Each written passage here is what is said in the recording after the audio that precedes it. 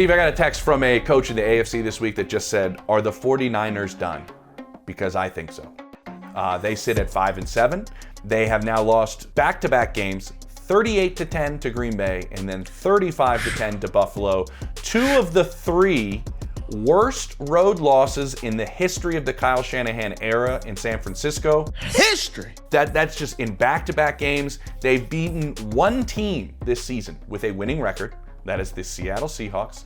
It almost seems like one of those things, and we talked about them at the start of the season. You've gotten so close the last couple of years. How do you keep that thing going, right? Like it, and then the injuries just piled up. It's almost like Murphy's Law. Everything that could go wrong has gone wrong for this team. But listen, last year, they were one of the healthiest teams in football. And so usually what ends up happening, right?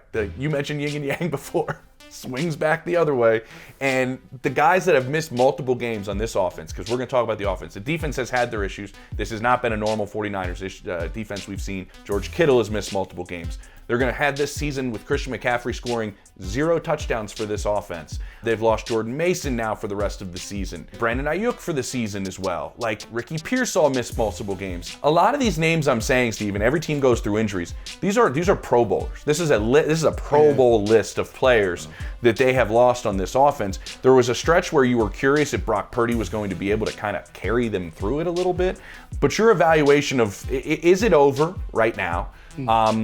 And I'm not saying this window's completely closed, but some things are going to change this offseason for sure, because you're going to have to pay the quarterback, and that's going to change your cap and change what you have salary cap-wise moving forward. But what's your evaluation of this offense? Was it the injuries that really did them in as an offense this season?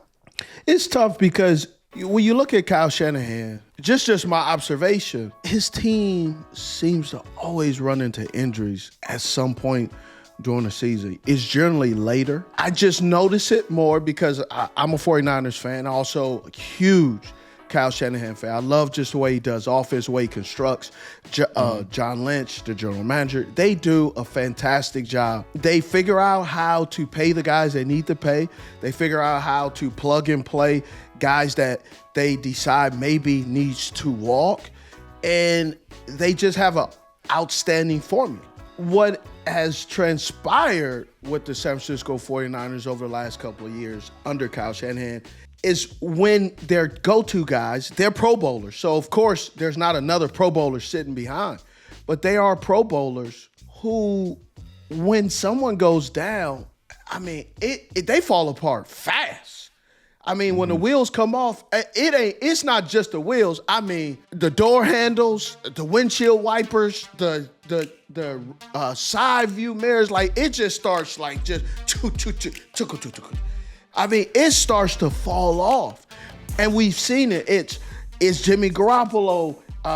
Is he healthy? Is he seeing the defense the right way? So that's affected the pass game. Now it's Christian McCaffrey with the tendonitis. Now it's with his knee and tendonitis in his Achilles, a sore Achilles, whatever the case. And then Ricky Pearsall, God bless him, gets shot in the chest and he's back, but he still has to get in football shape. And then you have the contract dispute with Brandon Ayuk. He gets paid, rightfully so, and he gets hurt. And then what that does for the whole offense, and who is really impacting the most is Deebo Samuel. And the reason why is Deebo is used in his offense. His role is not to run every route on the route tree.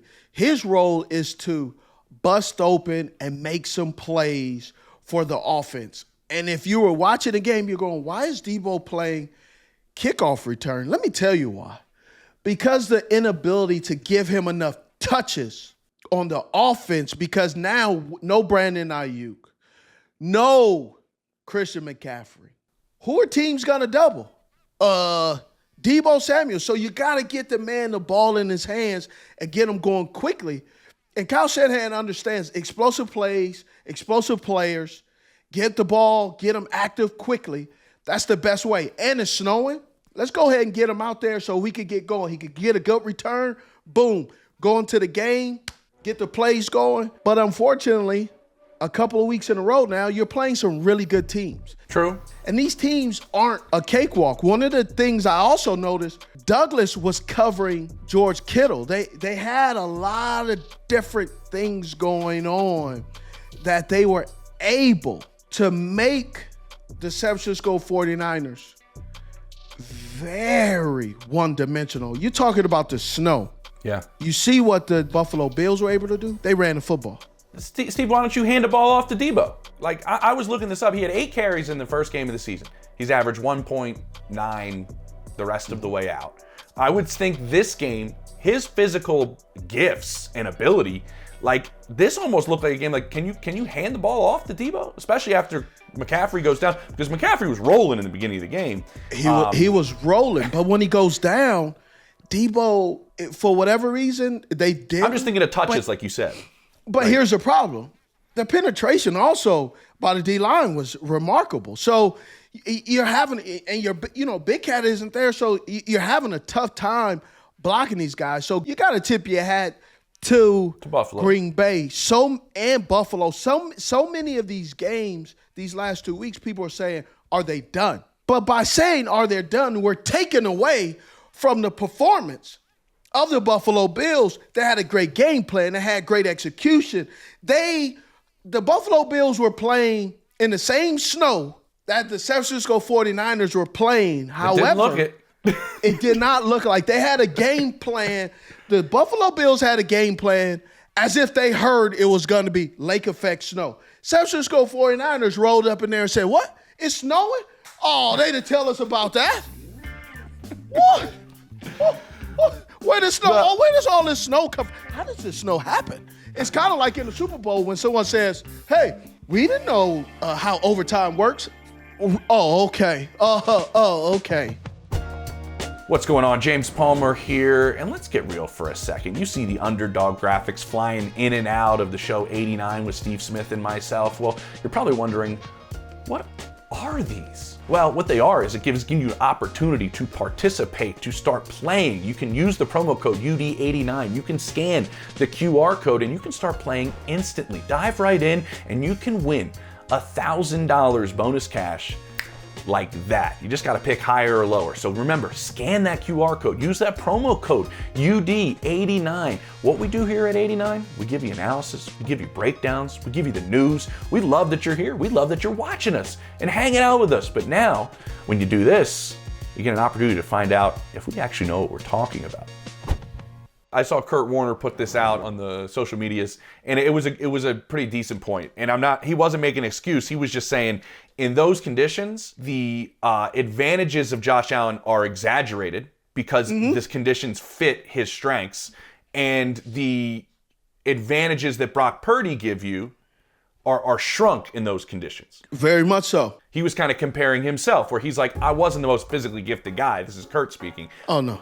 Not even close. But what I could do in terms of anticipation and in terms of all these different ways I could pick you apart as a defense, those conditions would limit me in some of that.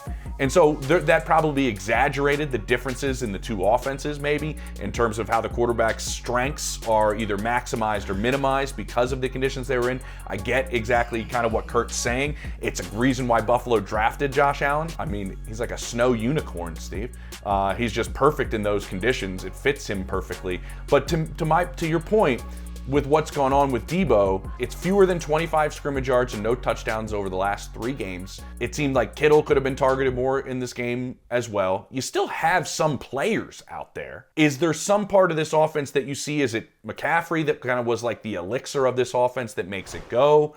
Is there a part that's missing that is not allowing the rest of what Kyle wants to do go? You know what I mean? Because so many pieces can play off of another part of the way Kyle schemes it up. Effective run game. The play action is what this offense is built off of. And Brock Purdy, anticipation is great, but unfortunately with the weather, with the conditions, anticipating and throwing was not the first option. So that is a lack of adaptability, and that's not really put on the quarterback or the players. The players don't call the plays. They didn't draw up the game plan prior to getting on the airplane. The game plan is drawn up, so you win on Sunday or lose on Sunday, whichever one you do, it doesn't matter. Sunday night on the plane back, I've seen coaches watching game. I've seen coaches get up and walk up and down the plane and say, hey, on this play, I've seen coaches write notes to guys, hey, look at these plays. Tell me what can I have done better, or tell me what do you see in yourself. So they're watching film on the way home. Some coaches, I've heard John Harbaugh, one time we lost a game. Remember, that was the hopping over the center when I was with the Ravens, and Bill Belichick did that against the Patriots did against the Ravens. I think it was like a Sunday night or Thursday night game we played. And I remember Coach Harbaugh telling the coach, he said, hey, coaches, that was embarrassing. And I just want to let you know, tell your wives you don't plan on coming home, because we going straight to the facility from the bus after we land to evaluate this film and have a better game plan. So preparation is there. Monday, Tuesday, coaches are getting that game plan. Wednesday is install, first and second down. Thursday, third down and fringe. Friday, red zone, special teams. Saturday walkthrough, go to the hotel later or get on a plane to travel. And then Sunday's the game. So the preparation for all of this, you can't tell me that they weren't prepared or they didn't know that the snow was coming. And why and who can do what is great for us. But at the end of the day, there's an expectation that we're going to run the football, we're going to pass the football, we're going to kick the football, and whatever element or elements are there, we still got to do our jobs. Makes sense. And so Brock Purdy is not going to outrun anybody. So what? You didn't draft him to run. You drafted him to orchestrate your offense. You moved on to Trey Lance because he was the best guy to orchestrate your offense. Orchestrate your offense, rain, sleet, or snow. Apparently, Brock Purdy isn't the U.S. Postal Service, Steve. Can't deliver, huh? Purdy recently, I was reading through some stuff, and I think this is true, and this is what's been different. He said, for the last couple of years, our mentality has been coming out into games and being the enforcers and the dominators. And over these last two games, it hasn't been that. And that's a little bit different part. And you're talking about running the football. That lines up with it, right? Like playing a little bit of that game. And it's been interesting. It's been as disappointing as probably you can have in the NFL this season with the expectations that they had there and the aspirations and getting so close and losing in the Super Bowl in overtime. The year before, you're in the NFC Championship game. A lot of people thought they were better than Philly. And what happens? They lose Brock Purdy in that game and don't get to the Super Bowl. So it's been a number of years, and I think there's going to be some changes. It's going to be interesting to see how they handle all of this, because you're going to finally be paying your quarterback. And so we'll see what happens with San Fran moving forward. It's going to be very, very interesting offseason for John Lynch. But somehow he always finds a way to get it done, Steve. He does get it done. John Lynch does an unbelievable job. But one of the things, too, that really stuck out, that's sticking out to me as I'm hearing you talk, is every year now for the last couple of years, I would say the last 3 years, we keep talking about there's going to be changes. I'm not advocating for a change with Kyle Shanahan because I think if you move on for Kyle Shanahan, he will be one of the biggest sought after coaches available if he is. Somebody will get him before he gets to his car in the parking lot after he's been let go. They will kidnap him in the parking lot. Sack over Kyle Shanahan into a van like an old school, and he's off. He's somewhere else, man.